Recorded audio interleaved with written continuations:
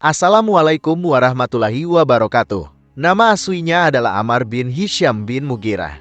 Dia berasal dari suku Maksum. Awalnya dia dikenal sebagai biang kebodohan atau Abu Jahal. Menurut beberapa riwayat, sebelum terkenal dengan gelar Abu Jahal, dia dikenal sebagai Abdul Hakam, yang berarti sosok bijaksana. Salah satu kisah tentangnya yang sering disebut dalam Sirah Nabawiyah adalah sebagai berikut. Nabi Muhammad SAW memiliki kebiasaan untuk mengadakan majelis pada malam hari di rumahnya atau rumah salah seorang sahabatnya.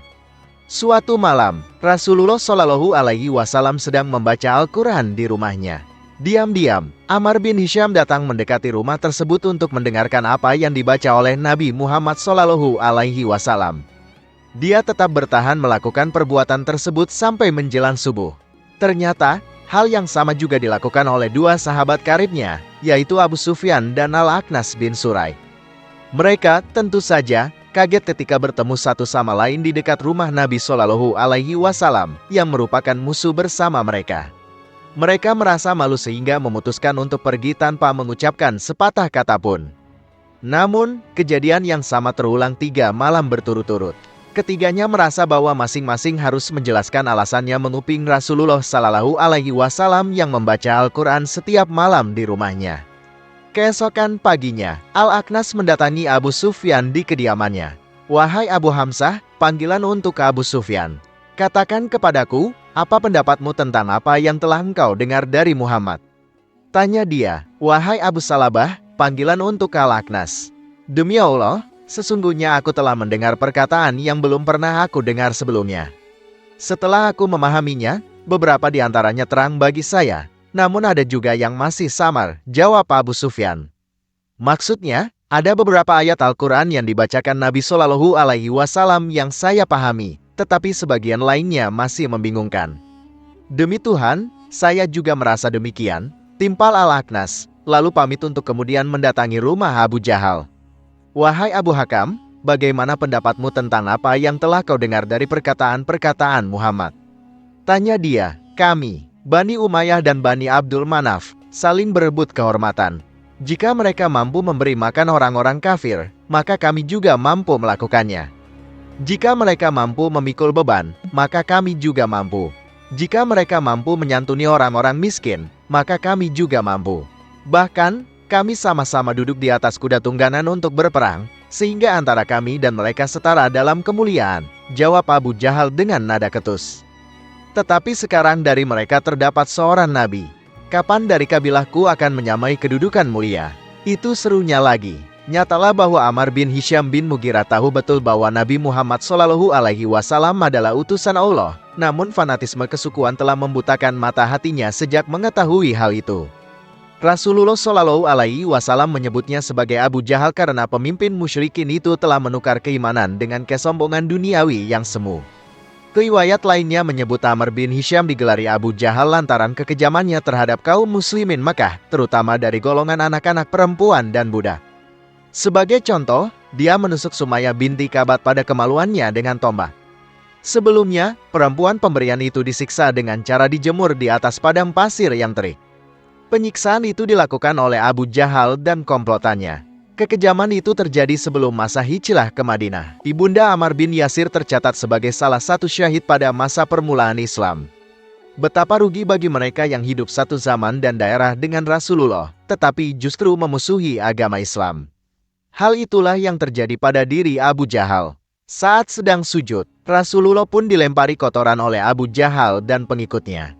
Setelah Fatimah binti Muhammad menyingkirkan benda najis itu dari kepala ayahnya, Nabi Muhammad SAW berdoa, "Ya Allah, kepada Engkaulah aku menyerahkan Abu Jahal bin Hisham, Hutbah bin Rabi'ah, Syaibah bin Rabi'ah, Walid bin Utbah, Uqbah bin Abi Mu'aid, Umayyah bin Halaf, dan Ammarah bin Walid." Semua orang yang disebut dalam doa itu akhirnya menemui ajal di Perang Badar. Perang itu terjadi setelah hijrahnya Nabi Muhammad SAW dan para sahabat dari Mekah ke Madinah.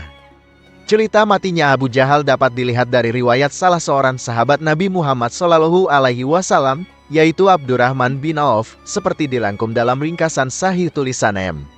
Nasiruddin Albani. Waktu itu, Abdurrahman sedang berhenti di tengah barisan pasukan muslimin. Tiba-tiba dia dihampiri seorang pemuda dari kalangan Ansor atau penduduk asli Madinah, namanya Mu'az bin Afra. "Wahai paman, apakah paman mengenal Abu Jahal?"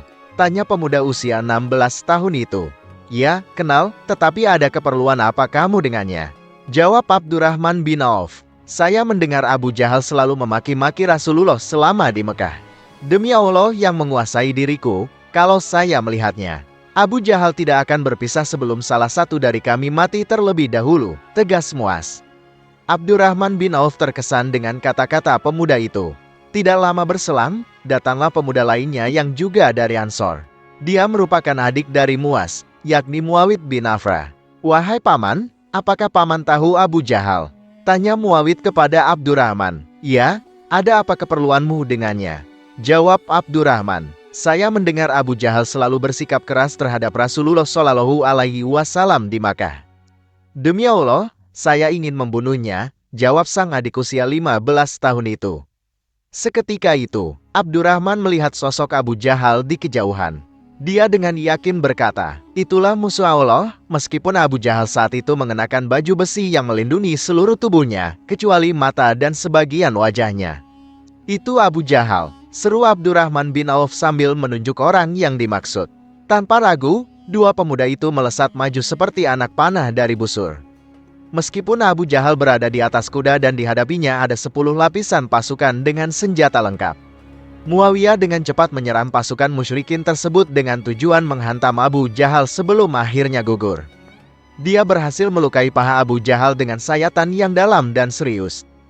Sementara itu, kakaknya, Mu'adz bin Afra, juga berhasil menyelang paha Abu Jahal, tetapi tebasan pedang dari Ram bin Abu Jahal, yang saat itu belum masuk Islam, hampir memutuskan tangan kirinya.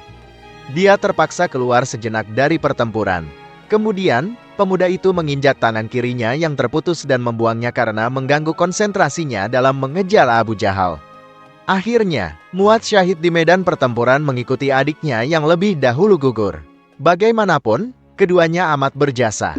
Abu Jahal tidak bisa bertahan lama akibat luka parah pada pahanya, luka yang ditinggalkan kakak beradik yang telah syahid itu. Meskipun diambang maut, Abu Jahal tetap saja menghina kaum muslimin. Jelang akhir perang Badar, Abdullah bin Mas'ud berhasil melumpuhkan Abu Jahal dan memenggal kepala pemuka Quraisy itu.